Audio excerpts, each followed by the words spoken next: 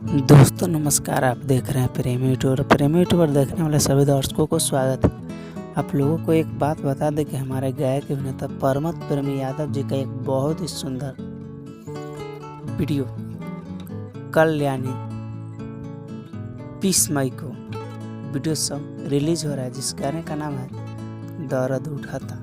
बता दें कि इस गाने के राइटर हैं कृष्णा बेदर्जी जी और म्यूजिक डायरेक्टर आर्या शर्मा जी, और ये वीडियो बवाल है।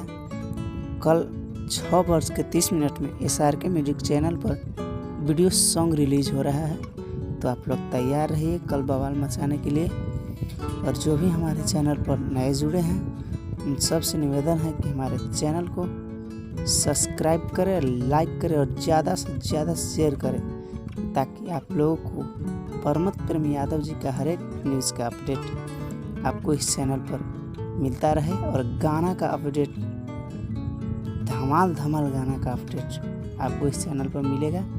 मिलते हैं किसी खास एक नए न्यूज अपडेट के साथ। तब तक के लिए जय हिंद, जय भोजपुरी।